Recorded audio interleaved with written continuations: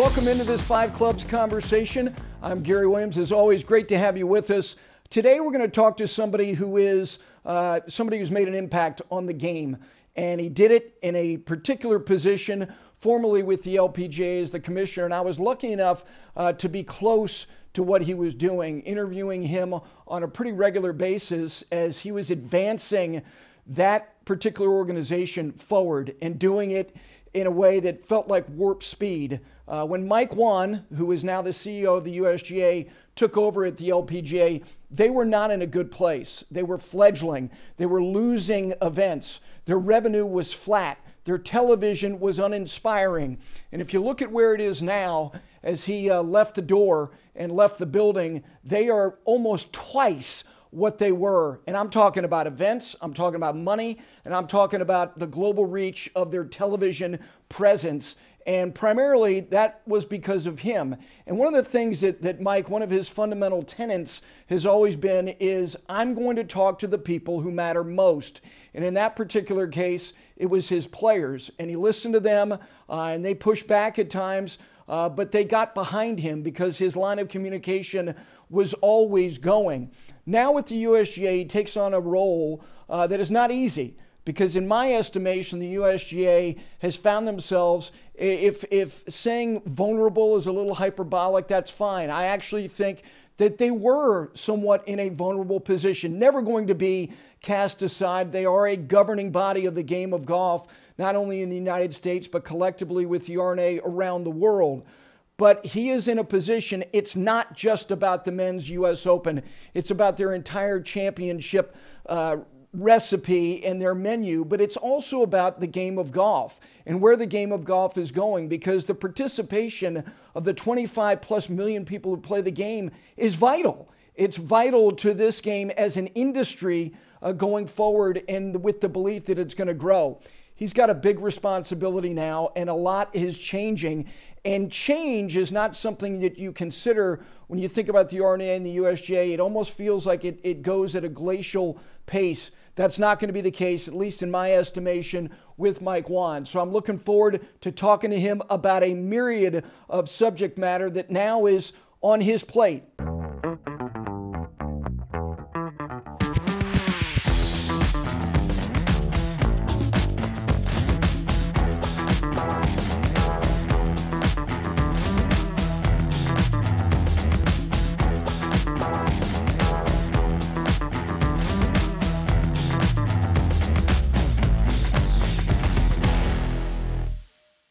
And with that, we welcome in the CEO of the USGA, Mike Whan. Mike, good morning. Hey, Gary, how you been? Good to see your face. It's good to see you, too. Jersey is agreeing with you. You look good. Yes. Yeah, absolutely. I got to be honest with you. The one thing about the job I wasn't excited about was New Jersey. Nothing against New Jersey. I just hadn't spent much time here other than Newark Airport and tunneling over to the city. So I didn't really ever understand the whole Garden State concept. But I live out here in Gladstone, and I get it now. It's horse country. It's my wife said to me the other day, this is the prettiest place we've ever been with the nicest people we've ever been. And as a Midwestern kid, you wouldn't normally equate pretty and friendly with New Jersey, but that's exactly what it is. You know, I grew up in Ridgewood. Oh, you did? Yeah, absolutely. And the impression, you know, you just gave what the impression most people have of Jersey is. You fly into Newark, but if you drive 30 minutes in any direction, it's delightful. And you're in a great little part of the state, no question about it. I'm glad that things are good and you're comfortable. You know, have you been able to do an assessment, and I know it's early, of what is different about this job to your previous job as a commissioner of the LPGA? Well, there's so much. It's probably just breadth. You know, I mean, at the LPGA, you're primarily focused on your members, whether they're tour players or teaching professionals, and how we're going to make sure we provide vocational opportunities for them, whether that be tour events and teaching opportunities, and, you know, making sure the future of the women's game is solid. And while there's a lot of aspects to that, that's pretty much one lane of the highway. And then joining the USGA is sort of like joining a highway on I-5 out on the West Coast. There's 9 lanes, and everybody's moving pretty quickly. So it's I'm floored initially, and now it's been 5 or 6 months, but just how many aspects of the game the USGA touches, and how many important foundational roles we have, whether you're talking about interns that end up working in the game, to the green section, and agronomy to, world handicapping from all over, not just in the U.S., but all over the world. It's, championships and governance were obvious and known to me walking in, but there's so much more to the USGA than I guess I realized it, but I never really, never really on my windshield.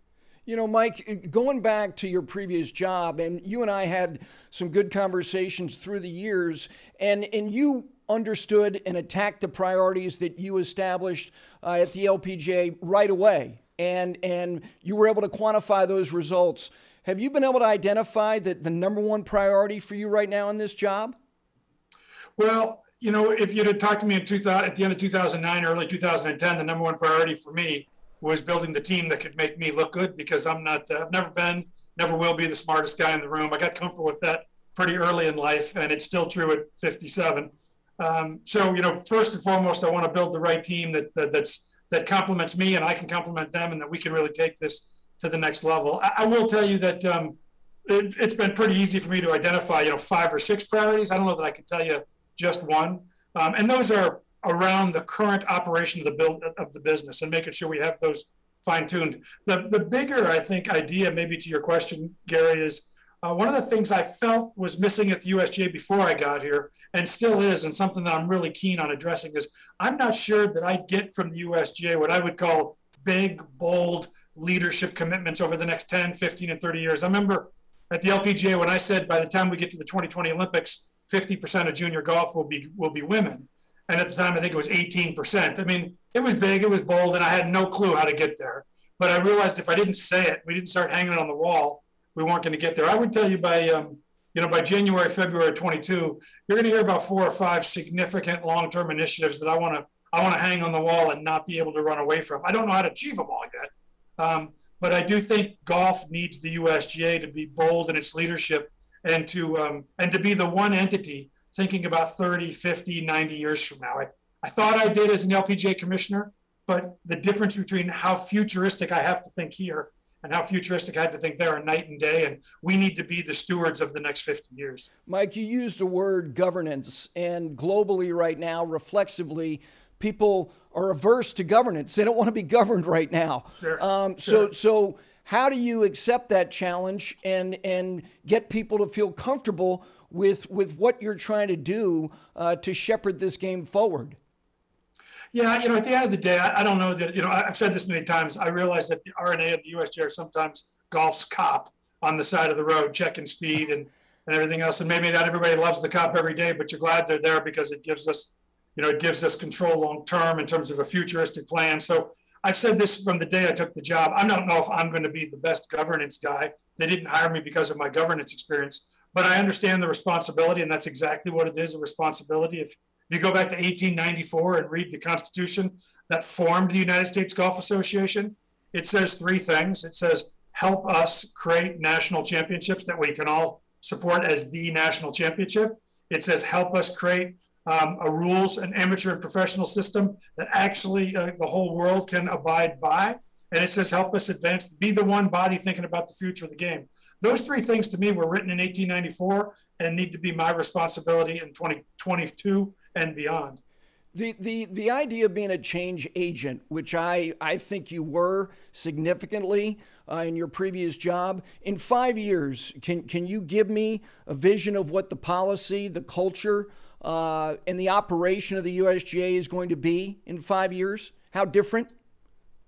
I mean, I can tell you, but it doesn't mean that I'm going to be right. You can put whatever asterisks you want next to it. I think the good news is a lot of people talk about how I culturally changed the LPGA, and I've said many times, the LPGA changed me a lot more than I changed it. I'm looking forward to the same thing happening at the USGA. I get it. I'm a different kind of animal. I understand that. And my highly caffeinated, let's not sleep on it. Let's make a decision and see if it's wrong, and we'll fix it as we go. Isn't always the right solution in every room. And I'm enjoying the process of learning that I've got to be different, and at the same time challenging my team to be a little different than we were sort of before I got here. Like I said, I think 5 years from now, when you talk about the USGA, you'll probably talk about I'm calling them the 5 commandments. We're going to be talking about the 5 things that the USGA said in 2022 that they were going to be about, whether that's water conservation or building a development, program, endowing our amateur championships, how we're going to expand diversity in the sport. There's going to be some pretty big, bold numbers hung on the wall. And in 5 years, we won't be there. And you'll be asking me, how are we doing against the five? And I'll be saying, as nervous as I was the day we announced them, but we're not backing down. And I think that's today, when you talk about the USGA, you either talk about a championship or you talk about a ruling. And that's fine. Those are important operational and strategic choices of why the USGA exists. But I want to make sure that people, when they think of the USGA as well, they think about somebody who's thinking about the future and making sure that their grandkids and their grandkids' kids have at least as good a game, if not a better game, than they did. And that may sound pie in the sky, but I've said this many times. I'm not sure that croquet had a 100-year plan, or darts or bowling. And as a result, we're probably not talking about those sports. But at one time, they were at the top of the game, televised and people talking about, written about in the newspaper. So here we sit at the top of the game. If we're not careful, we don't want to wake up and be croquet. Really well governed, really well organized, and no one's interested in playing it. And so I feel that responsibility to make sure that my kids say golf is better than it's ever been before, and their kids say. And I feel like we're the group that has to be spending their time thinking about that. Let's talk about a few of the things you just mentioned.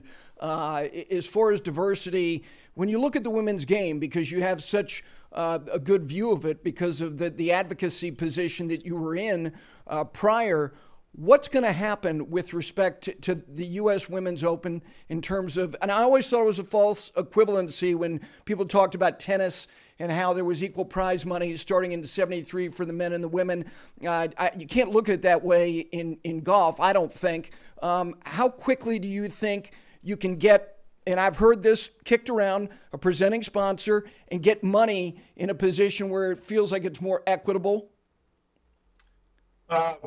Soon. That's, as you know, Gary, I'm pretty comfortable in that space. Finding the right kind of partner. In this case, if we were actually going to put a presenting partner with a USGA championship, that'd be a first in 127 years. So I can't take that lightly. And it would have to be the kind of partner that's as mission-based as we are. I don't know that I could just sell more of something as a result of coming together. It's going to have to be somebody who feels the same drive that we do. But that's something that listen, Mike Davis heard me say for 10 years while he was in this job, let me find you a presenting sponsor and let's go change the envelope here in terms of how big this championship can be and what it can mean, not just to women in the game, but what it can mean to women in general. So now I'm sitting in the chair and I can't take that coat off and say, just kidding. So I promise you that's high on the list of things that I hope to bring to the podium in the not too distant future. The other governing body has a presenting sponsor. They've got AIG. Can you learn anything from the RNA's partnership with AIG as you want to apply it to your own potentially? Well, I think you know, Gary, every sponsor of a women's major today, I was involved in. Yep. Either sold them myself or certainly was a part of selling them. So whether we were talking about ANA, more recently Chevron, whether you're talking about Evian, whether you're talking about KPMG. I sat in those meetings across the table from those people. So I understand how important it is to get the right person and the right company, not just the right paycheck. But those things were critical in order to really raise the game to the next level. And like I said, I think a lot of times we sit in this world and we think about just how we're going to change, Danielle Kang or the Quarter Sisters' lives. But I think these kind of changes change the 5-year-old Danielle Kangs and the way they think about about whether or not golf is for them. Because obviously not every woman's going to make it to the U.S. Women's Open or make it to a women's major, but they can all have those dreams. And when these kind of elevations happen, it just changes the stereotype that some young women and even some young boys have about how high is up. And I think we've got to take sort of a lot of the ceiling off of how high is up in women's golf. And that starts with majors. And first person I think who called Peter, CEO of AIG, when they announced that was Mike Whan. I literally got a text from Martin, and the next thing I did was call Peter and said, thank you. We've been through a lot of conversations together. And he said, how does this affect you at the USGA? And I said, doesn't matter. What you just did raised the bar for women. I'm going to do the same thing at the USGA. And I'm excited and I'm proud that there's companies that are putting their money where their mouth is.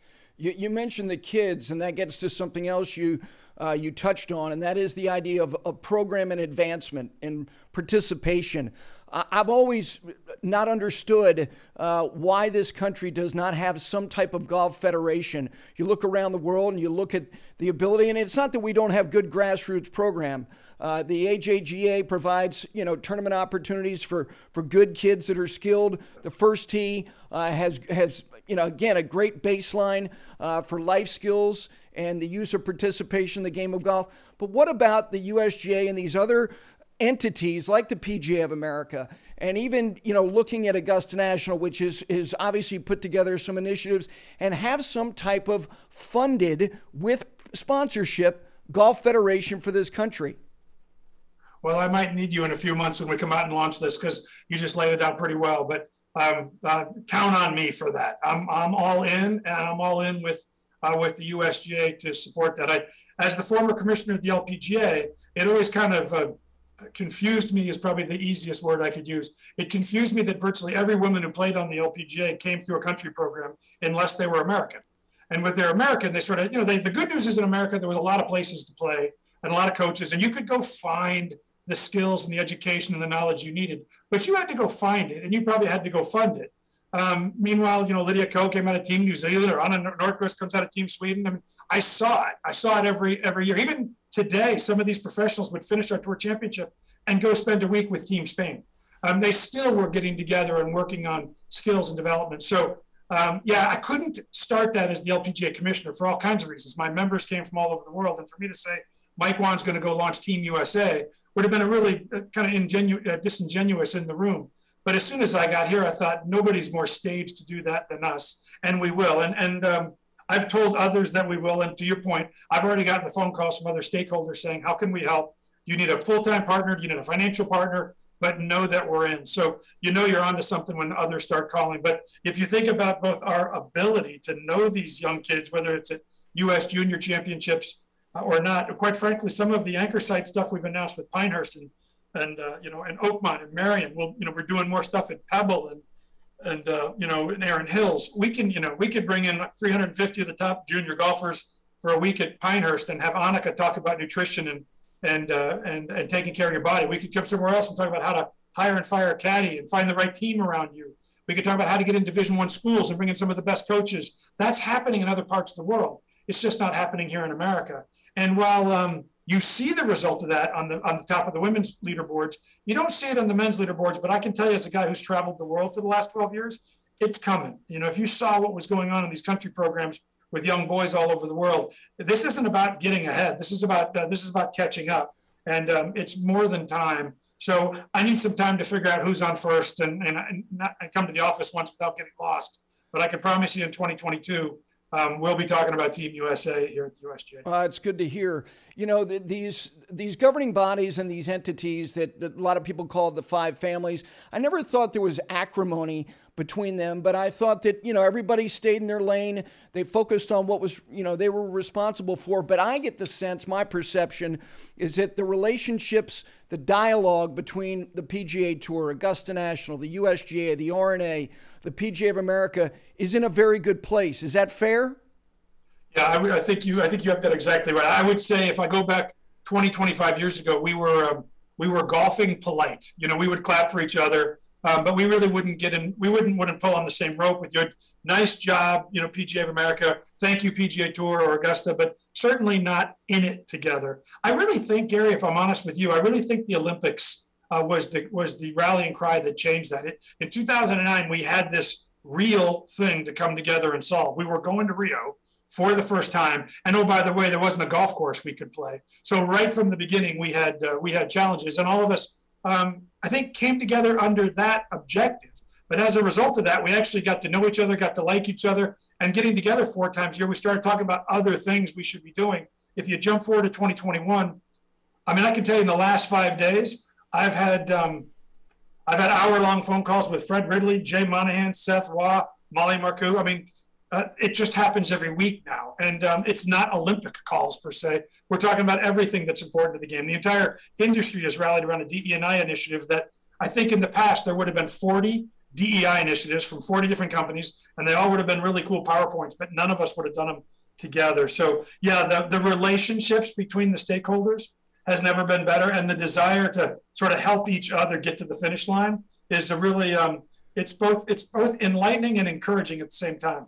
You know, you knew this and you've known this for years, the issue about distance in the game.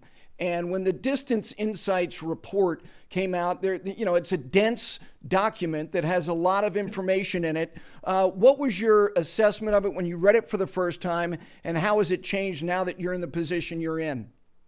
Yeah, that's a really good question. I mean, when I read it for the first time, it was kind of a duh moment. Like, yeah, I got it. We've been creeping longer every year ever since. I mean, I got really lucky to play Augusta, I think, when I was in my 20s, and we played it all the way back at 6,800. You know, we were playing from the back of the back. We thought we were so good. Today, if I played it all the way back, I'd still be there because I'm not sure I'd ever finish a hole. You know, a typical PGA Tour event might have been 7,000 yards, and then, 10 years later, it was 7,400 yards, and now it's 7,800 yards. And anybody who doesn't think we're on our way to 8,800 yards in the future isn't really paying attention. So, so I think when I first read it, I thought, I'm not sure how much you paid for this, but did you really need this many pages to tell me that distance continues to kind of creep forward? Of course, like most people, I read it and said, that's too bad for the people you better go address, because it's certainly not my problem. My 95-mile-an-hour swing speed and my 240 all-in carry and roll isn't probably bothering you. So I just sort of did what most people do, read it and said, of course that's true, but somebody else's problem. And then obviously, when I walked into the USGA, like I said, in the world of governance, I may not love that role, but I respect the role and feel the responsibility. To me, when I think about it, and all the time I've spent in golf, I hear people talk about price and time and difficulty being the three things that keep us from playing more golf and keep people from joining the game. And when you think about price, time, and difficulty, all three things have a significant component of distance to them. I see these courses adding, 100 more yards per hole. That's maintenance costs, that's watering, that's all being priced back to you, whether you know it or not. Those tees back there that you never use are being maintained, and that cost is being reflected. Making the golf courses harder so that we can offset distance is making it longer to play and less fun to play. And so all those things kind of come back to golfer experience. So, so distance is squarely on my radar in a way that I think I was supportive before, but not really engaged. It was sort of, whatever you're going to do, you're going to do. And now my head is squarely around how do we do this, and how do we do this in a way to make sure that the game is not just an answer to distance, but the game's literally stronger in 30 years. Mike, I don't think distance is a problem or an issue for the overwhelming majority of people who participate in the game. It is an issue in my mind for a finite number of people who play the game in a way that we will never even come close to touching or even understanding, and that is at the elite professional level. Is that enough to cause change to everybody who plays the game? It is. It's not necessarily the only answer. I think you know enough, and you know this debate enough to know there's a lot of ways to go. One of the things that never really comes up in the debate, Gary, but should more often is, listen, I spent a lot of my career in golf on the equipment side. Yep. So don't get me wrong. I understand that side and I respect that side. And I would tell you that one of the things that separates golf from so many other sports that, quite frankly, we have lacked in the world of viewership, financial support, TV hours, is the hundreds of millions of dollars that are reinvested in the R&D of the equipment side of this game every year. You don't wake up and see the new bowling ball under the Christmas tree and go, that's it, that's the technology I need, now it's go time. And you don't feel that way, like I said, about a new croquet mallet, but they're governed really well, right? And so I think, people say to me, just have a tour ball, have a tour club, throw a blanket over that and it's over. Yes, I believe that would solve an elite distance challenge. At the same time, it would probably have a dramatic impact on the investment and excitement in our game that consumers, you and me, feel about this game. When we announce a major championship, 30% of the advertising buy is already done by the manufacturers want to get in. Watch a tennis major and tell me how many tennis ball ads you see, or tennis socks ads you see, or headbands. There's that business isn't robust and exciting and invested in. And as a result, you don't get this kind of renewed excitement about what next year might be versus this year. We live on that excitement in golf, but we sort of take it for granted a lot. So to me, I don't want to solve one problem by throwing this entire wet blanket over the future of innovation and say, well, that's fixed, because I've never thought about buying a baseball bat, that's wood, or even seen a baseball bat advertising in 25 years. So I get it that it works, but does it make the game better? 30 years from now, more people will be excited. So I want to always make sure that we're putting both of those concepts in our head as we walk through this answer. I understand that a truly bifurcated club or ball could solve that, and quite frankly, might be the end solution. But I feel like we have to get there because we couldn't figure it out another way, not because, of course, that's easy, because I think the ramifications of that are more significant than the average golfer thinks about.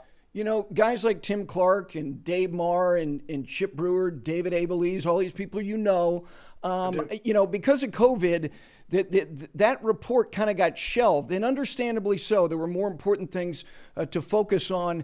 As far as where their nervousness was, or their anxiety or trepidation about what they were reading was then, have you been able to explain to them that things are going to be okay? I don't know that there's anything I can say to Chip or David that makes them go, "Oh, things are going to be okay." I mean, I know those guys well. We've had those conversations. I'm actually going to see David Marr next month and spend a day with him because we don't really have as much of a background together. But there's no, I don't have the magic answer yet because we don't have the solution yet to sit down and share. And so, of course, they're nervous. I'm nervous. We've got to find the right solution here that makes sense. But I think if nothing else, at least those folks realize that Mike Whan understands that governance in the game of golf is more than just about a ruling and then we move on. It's keeping the overall excitement, investment, and just engagement with both the fans and the players and the fans. I mean, equipment is a key part of what makes golf really cool and exciting. And anybody who doesn't think that isn't really paying attention. Or look in your bag and ask yourself, when's the last new thing in there? You can't keep a club in stock right now during COVID, which is pretty exciting. I really don't think a solution on elite distance that makes that kind of excitement for what's next and put it in the bag and want to try something new go away. That can't be the best solution. So we don't have the right exact answer yet, but I do come at this with an understanding that the excitement that comes from all that R&D is important to our sport. And I've got to find a way, together with my team and the R&D team, to feel like we can protect these cathedrals of the game, make sure that we don't consistently build another 1,000 yards every time we build it. Otherwise, we'll never see an urban golf course. We'll start to see prices that cannot be sustainable for the average player. And we'll start to see golf courses go away west of the Mississippi if we don't sort of have some of these solutions. And everybody kind of looks at you and goes, like a global warning yawn, like, come on, none of that's realistic. And I would say, I could show you 40 sports that today exist, but you don't care about playing. But 100 years ago, your grandparents considered a top sport. So it's my job to make sure we're not on that list in 100 years. You mentioned these cathedrals. The last several years, on Wednesday of the Masters tournament week, Fred Ridley has sat in front of the media and he has fielded at least one obligatory question about distance. I was in the room in 19. I read his quotes from 18. He was asked again this past spring. And every time he says something to the effect of, we're at a crossroads, but we are going to react to what you are going to do. It's in his mind, every time I've heard him, he's putting it back on you. That's your responsibility, isn't it?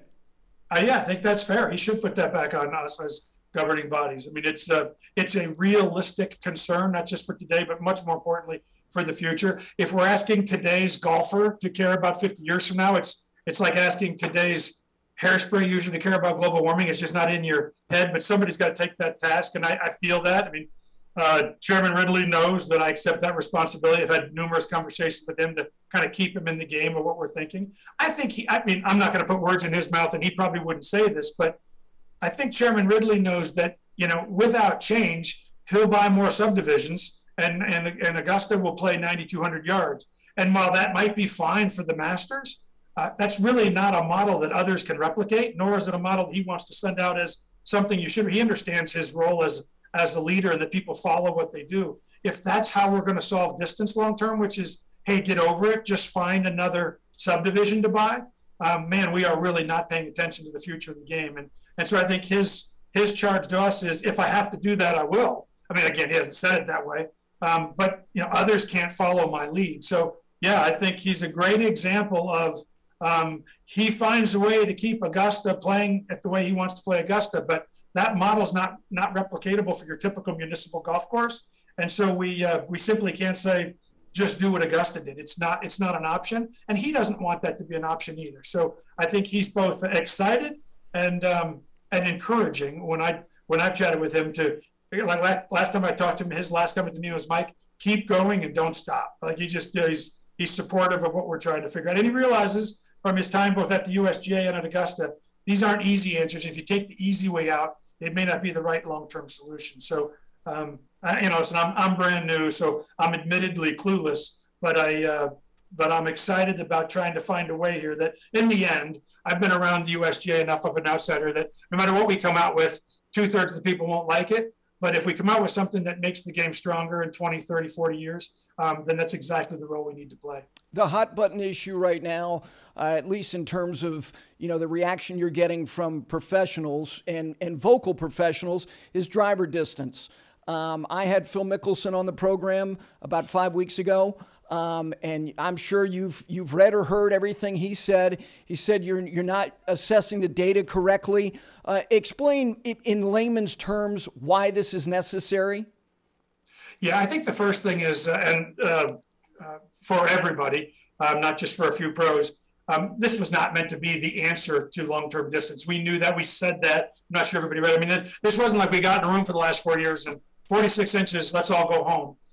That wasn't the thing. What I would tell you is, when I started at TaylorMade back in the late 80s, typical pro was using about a 43.5-inch driver. By the time I left TaylorMade, typical pro was using about a 44.5-inch driver. If you jump forward to today, the typical pro is using a 45.5-inch driver. There's no logical person who wouldn't say, jump forward 10 years from now, and the typical person would be using a 47.5-inch driver. It's just history. And you can look at the slope and go, that's where we're going. They'll get better at controlling it. Shaft companies will get better at trying to dial in your misses. And with another couple inches on the shaft, you can pick up another 6, 7, 8 yards. So why would we go through all of this effort that they've gone through before I got here, and we'll go through after I got here, to kind of make sure that we can control this constant creep of distance, and we'll go implement all that. Everybody goes from a 45-inch to 47-inch, and everything we did is sort of washed away. So we did something that I think, in fairness, I'm not sure that you would always give the USGA and RNA credit for, which is get proactive. So if we draw the line at 46 today, 2% of golfers in the world are using a driver longer than 46. Yes, I get it. A couple of vocal pros are some of them, but it's 2%. So when I heard a pro say the other day on TV, I don't know why they did this, it doesn't affect us at all. It doesn't affect me. They should be working on other things. I actually smiled and said, that's exactly right. This really doesn't affect many. But if we didn't draw the line today, everybody would just step over this, kind of nebulous line in 2 years, and all the other work we do would just go away with longer shafts. I told the board, and I said this to the RNA too, if distance was gun control, this is background checks, 46-inch shaft. And if we can't get 46-inch shaft over the line, well, I'll just go home, because it doesn't affect many people. It's really more about long-term. It's the right thing to do, and almost everybody knows it. And we'll have much harder discussions in the future about drivers, but this one is simply to say, let's if competitive pros and amateur events want to, you can draw this line now, and then we can just sort of hold that line as we get into more challenging distance discussions. This isn't one. I mean, I think a lot of people are so ready to argue about distance, they wanted to argue about this one, but this one's a pretty difficult one to, you can find folks that don't like this, but generally speaking, this one's pretty easy. And Thomas Pagel from your outfit has made it abundantly clear this is just about elite competition in terms of, who this might affect. And to the point that you just made, again, it's so few, if any, currently. But I want to ask it this way, in terms of these local rules and the idea of the implementation of a local rule that affects the elite player. This gets back to equipment and the sensitivity of people wanting to believe that they're buying the same things that the people that they watch, who they're influenced by. Is a local rule, though, kind of cosmetic bifurcation? Yeah, there's some bifurcation in local rule. I won't hide from that. It's a different rule that can be implemented at a professional championship or amateur championship that may not be happening on your everyday golf course. But quite frankly, I'm not sure that's different than real world today, right? There's a lot of things happening on a championship that's probably not going to happen this Saturday when you play golf with your friends. Like I said, if the average golfer wants to experiment with 48-inch shaft, they'll come back in their own due time. This was simply more of a proactive step to say, I think you could sort of argue in the past, the USGA and the RNA might have waited until there was a 49-inch shaft out there, and they would have said, okay, no longer than 49 inches. But at that point, you sort of already left the barn. So yeah, it's simply a proactive move to say, if we're going to work on other much more challenging distance challenges, why don't we now, before distance creeps another section of shafts, draw the line there so we can focus on more important things. And quite frankly, as you said in the very beginning, since distance is primarily challenging at the highest end elite level, this was really designed to address that. Let's talk about something you also mentioned, and that is the U.S. Open rotation. You brought up Pinehurst. Obviously, this decision to really go all in on Pinehurst was made before you got there. In assessing it, and based on what you've learned since you've been there, why was it the right thing to do to make this alliance to where not only are you going to have a footprint there, but you were making it a bona fide anchor site for that championship? Why? Yeah, it's interesting, Gary. After a bunch of planes with USGA on my chest, I realized that the average consumer may have read this differently than reality. So let me tell you what it's not. We do not have a plan to have a rotation system for the USGA, and we're going to go to the same 12 courses and just in different time frames. Because everyone's saying, I've even heard other courses say, how do I get into your rotation? We've announced a couple of anchor sites. And what I would tell you about anchor sites that it really does work is, and you can relate to this, Gary, is you typically play a great U.S. Open championship. And then usually about a month later, we go in and we do a debrief with the club. And we walk through everything that worked, everything that didn't. And the best part of those debriefs is, if we could do it again, what we should have done? And you come up with these 9, 10, 11 things. You go, wow, that would be difference making. I mean, if we actually put a cement plat out there and the TV trucks could be on that plat and it wouldn't upset the golf course. If we could actually build that thing we've been thinking about building, we'd make that a media center going forward. And we have all these interesting ideas. And then you all kind of go, well, next time we'll know better. And then we come back, 12 years later and say, what do you think about? And they couldn't build all those things because they don't know we're coming back. They're members and the rest. So we started saying, what if you knew we were coming back for a different number of championships over the next 20 or 30 years? Would we go do some of those things? Would you do them? Would we do them? And as we started having those conversations, we realized that some government officials got involved and said, if you make these kind of commitments to beds and heads and bringing people into hotels and restaurants, because it's hundreds of millions of dollars of economic improvement for these states, that actually the states and cities got involved and said, doing these kind of things, we'd help you make some choices that could make these championships and the fan experience either less expensive, more exciting, easier in terms of flow. So when we started talking about North Carolina, we realized, wow, the state could get involved, the city could get involved, and both the course and the USGA could make commitments that we know wouldn't be money wasted because we're coming back. So in doing that, we actually, started talking about we need to build a new test center. North Carolina said, we have some land that we think, and we started talking about building a test center there as opposed to here. And we got financial help, we got land help, and we got expertise that we probably wouldn't have had if we'd done it on our own. From there, we started talking to Pennsylvania about what we did in North Carolina, and same kind of thing. We actually have both state, county, and city help from Pennsylvania because we're going to make these long-term commitments to sort of bring the circus to town over time. We might have 1 or 2 more of these, Gary, but I would say in a typical 10-year time of a U.S. Open rotation, we might have 2 or 3 courses that fall under a site agreement or anchor site agreement, but 7 or 8 usually won't. And so it's not a diet you're going to see us consuming all the way to 7 or 8 or 9 anchor sites. We believed in it. It's been beneficial. You'll see the investment in these locations, but I don't think it's something you're going to see us wake up next year with 15 anchor sites.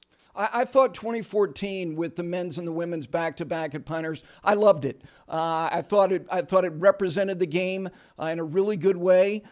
Is it important for you to find fortnights for the men and women in the next 10 to 15 years?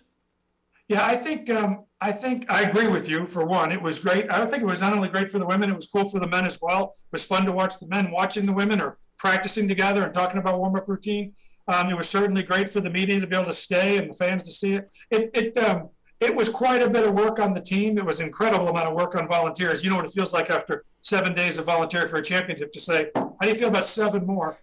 So I'm not sure it's a diet we can roll out year after year, but I do think it's something we can come back to every decade or so and say, let's celebrate the generation that's that's with us today. So, and you know more than I do, not every course could handle it or would want to.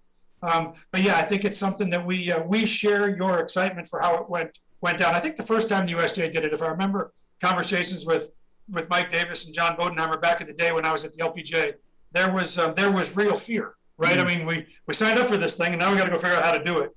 And afterwards, there was real pride. So yeah, it's something that I think we can return to. And by the way, not just on the U.S. Men's and Women's Open. I think there's opportunities to do that in other parts of the championships we deliver as well. Our championships are kind of so far staged out and approved that, you know, Mike Whan comes in with his, hey, what can we do in 2023 mentality? And somebody says, how do you feel about 2033? And you and I both know I don't have that patience gene. So I'm trying to figure out how to implement some of those things sooner with a plan that's already so laid out a decade in advance. Mike, there's been, you know, whether it's 5, 7, 10 years, this push for a mixed championship, whether it be the LPGA and the PGA Tour, trying to get something and putting it together. The idea was kicked around about Tournament of Champions, you know, cohabitating to start the year, stuff like that.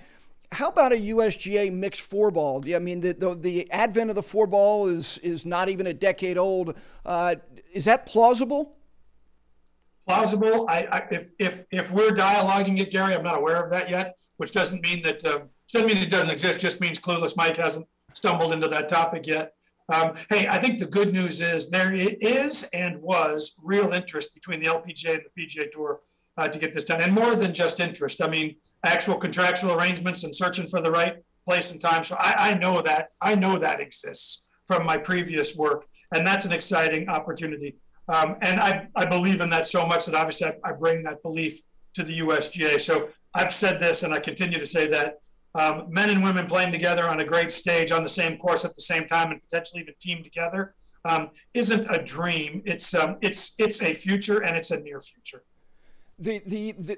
When I look at the USGA, and in my lifetime, the men's championship was the championship.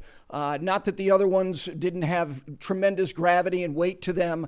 I have felt for the last 10, 15 years, for whatever reason, there's been a vulnerability that players have been more willing to take shots at the USGA. This notion about amateurs running the professional game, which I think is silly because you're in an office with a bunch of professionals who spend their days and their lives trying to advocate for the game of golf. So I've never understood that. Did you feel that the USGA was vulnerable for a period? I don't know about vulnerable, but I did feel that there was. I did feel that they'd been knocked around a bit, and quite frankly, it was one of the reasons I had interest in the job. You know me, like I'm a guy who likes to come when he's needed, and if the USGA was bulletproof, I'm not really sure I would have enjoyed the opportunity. Like if I would have come there and somebody said to me, "Please just don't screw it up. We really like the plane we're on." And just don't mess with the slope. There's men and women that are so much better at that than me, and I'm not built for that. So I like coming someplace where somebody says, "Hey, what things could we do to be better? Where can we shore up areas where we're not strong?" That's exciting. That's food for me in the grand scope of fueling. So yeah, listen, I've said this many times, and I've said this to our own team. If we're waiting for somebody to love the umpire, it's going to be a long wait, right? I mean, I've never been at a football game and applauded the referee for calling pass interference, even if they were right. So, at some point, when you got to govern the game, you got to be thick-skinned enough to take it. I know that as the commissioner of the LPGA, because you've interviewed me on a bunch of decisions I've made that most of my tour and most of my fans thought were nuts. And to stand there at the podium and have everybody tell you you're an idiot isn't enjoyable, but it is the job. I do think that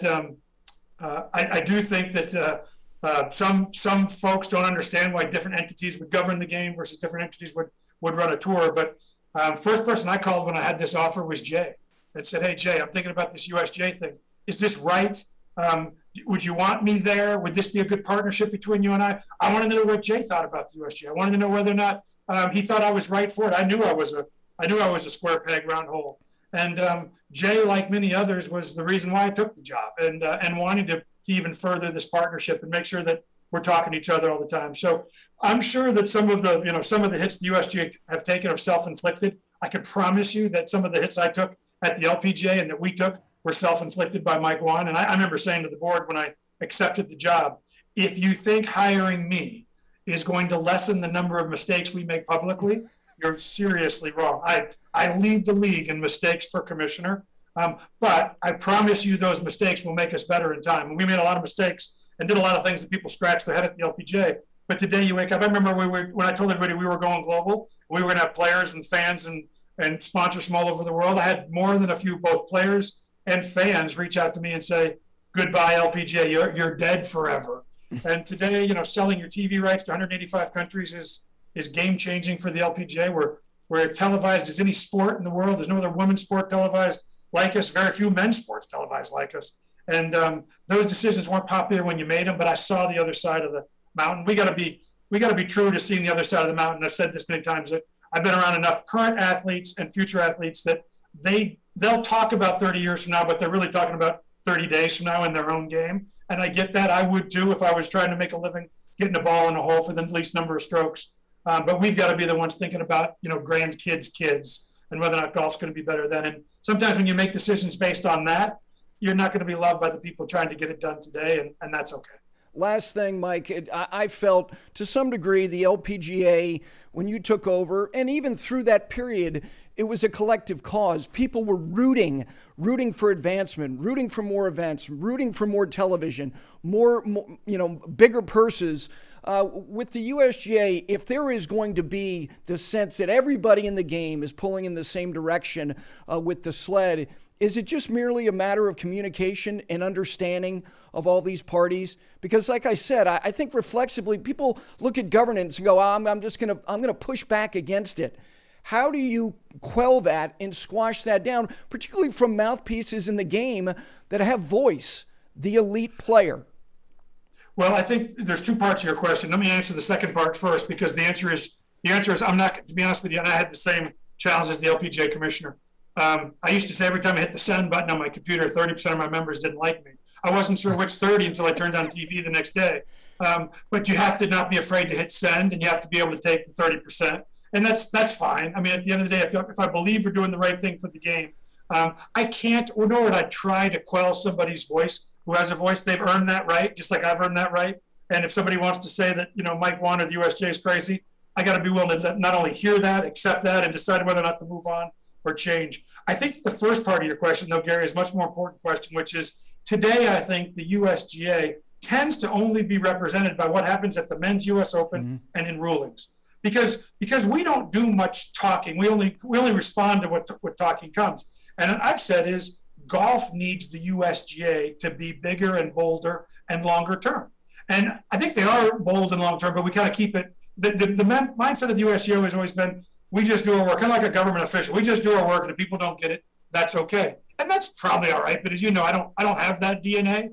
I want to make sure that when the PGA of America or the RNA or the LPGA or the National Golf Course Club Owners Association thinks about the USGA, they think about somebody who is really taking a bold leadership step to take us to the next generation. You and I don't have a conversation today about what are you doing, Mike, to make sure golf is stronger 50 years from now in water and in juniors and in amateur events. We just don't have those conversations because we don't make any bold commitments there. But I can tell you, we're gonna be pretty bold about the next 30 years. We're gonna find a way to reduce how much water a golf course needs by 50%. To do that, I'm gonna have to spend 30, 40, 50 million dollars to figure that out. But if we don't do it, I don't know who's waiting. And if we don't start Team USA, I don't know who is. We're going to figure out a way to get all of our amateur championships endowed. So the next time there's a global recession, we don't tell you that we're only going to play 8 of our championships next year, or just the professional ones. We have to make sure that the amateur game is completely removed and insulated from what can happen in terms of economic times or TV contracts. And I've said this to my board, things are pretty good at the USGA today, but I've been around golf long enough to know it doesn't last. So when it's good, figure out how to protect all the stuff that could be unprotected when it's bad.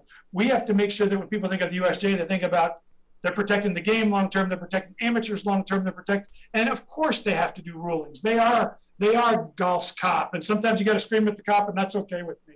But if that's all we are, then we probably deserve some of the feedback. If all we do is rulings and all we do is put on a couple of major championships, we should be better than that, and we are, and we will be.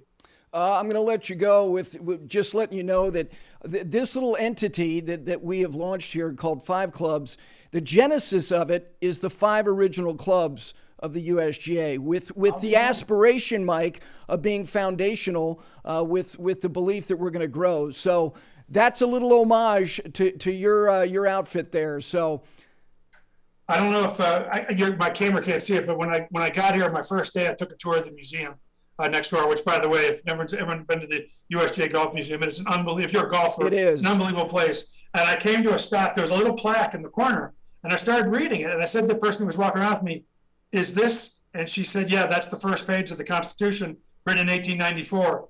And I said, "I need an original replica of this, and I'm going to frame it." And so it's literally, arm's length away from where I am today. So every time I walk in and hang up my coat, which unfortunately is going to be part of my future here as we head into winter, first time I've owned a coat in about 30 years.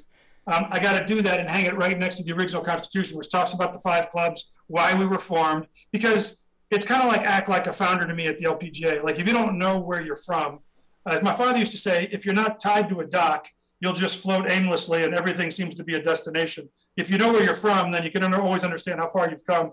I want to read our Constitution every time I come in the morning, because those 5 clubs had a vision.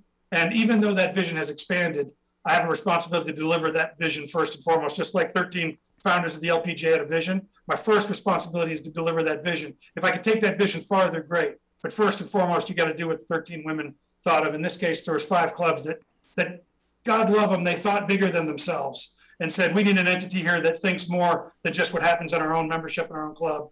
And if you jump forward 127 years, thank goodness they had that foresight. Well, listen, I've always valued the time with you. You know that. Thanks for spending the time today. Enjoy that Jersey winter, as you just alluded to. And I'm looking forward to seeing you hopefully in the new year. Thanks, pal. Good to see you again. Okay. Thanks, Mike.